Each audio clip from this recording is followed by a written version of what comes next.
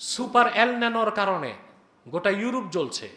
ইউরোপে এই পর্যন্ত 2000 মানুষ গরমে মারা গেছে।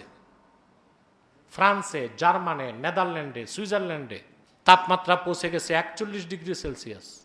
গরম যেন তেন গরম না, রেল লাইনের পাত গলে যাচ্ছে, রাস্তার পিচ উঠে যাচ্ছে, বৈদ্যুতিক তারের কেবল গলে যাচ্ছে। সব আশ্চর্যের বিষয়, দিনে যত গরম রাতে গরম বাড়ে। বিশেষজ্ঞদের মতে গরমের কারণে ইউরোপে মৃত্যুর সংখ্যা 50,000 ছাড়াবে। এটা একটা গজব।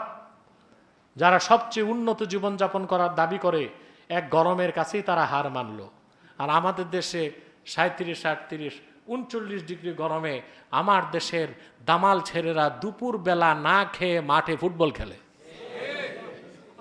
যত বেশি ইমানের উপর অবিচল থাকবেন, নেক আমল করবেন, রহমত শুধু আপনি পাবেন না, পুরা দেশ পাবে। আপনাদের মনে আছে করোনাকালীন সময়ে কোভিড-19 সারা দুনিয়া অচল হয়েছে, বাংলাদেশ কি অচল ছিল? মসজিদগুলোতে নামাজ চলেছে, মাকতুবগুলোতে কোরআন তেলাওয়াত চলেছে, ফাঁকে ফাঁকে ওয়াজ মাহফিলও হয়েছে। আমেরিকাতে 50 লক্ষের অধিক মানুষ মারা গেছে, ওরা গোপন করছে। ইউরোপে কয়েক কোটি লোক মারা গেছে, ওরা গোপন করছে। আমাদের পাশে যে ভারত, 2 কোটি মানুষ মারা গেছে কোভিডে, করোনায়। স্যাটেলাইট ফুটেজ থেকে দেখা গেছে যমুনা নদীতে শুধু মানুষের লাশের সারি।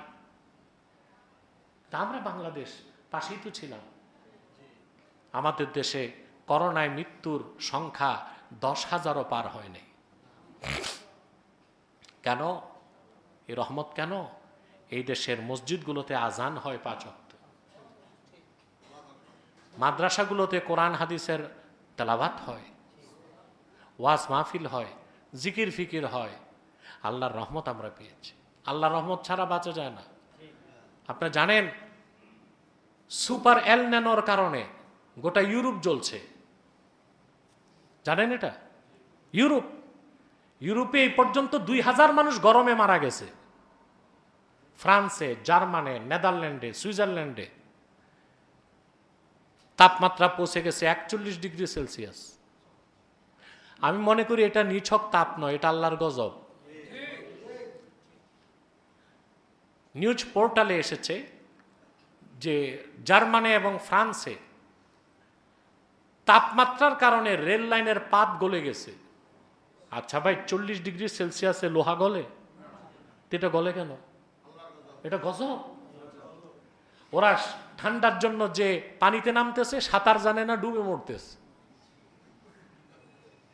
আমি নিজে ইংল্যান্ডে দেখেছি কোনো ঘরে এয়ার কন্ডিশন নাই, কোনো ঘরে এয়ার কন্ডিশন নেই। কারণ ঠান্ডা তো 12 মাস শীত, শীতটা বাড়ে কমে, গরম দেখে না ওরা।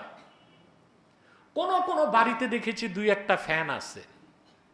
গোটা ইউরোপে মাত্র 20% মানুষ এয়ার কন্ডিশন ব্যবহার করে।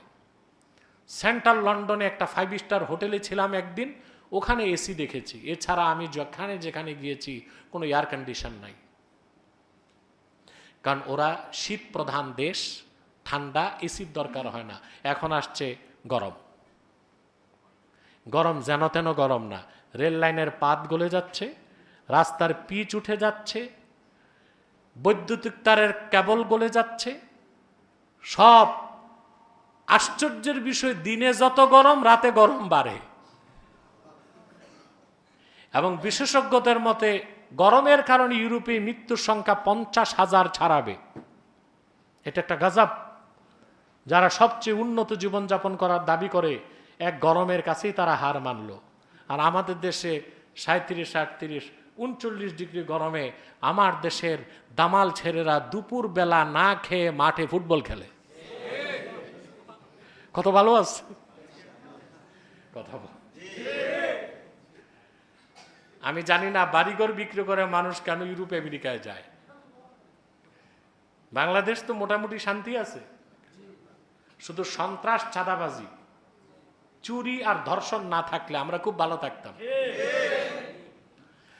অতএব ইমানদার সৎকর্মশীল যখন ন্যাক আমল করে সেও শান্তি পায়, তার প্রতিবেশীরাও, পরিবেশটাও সুন্দর থাকে, দেশটাও ভালো হয়।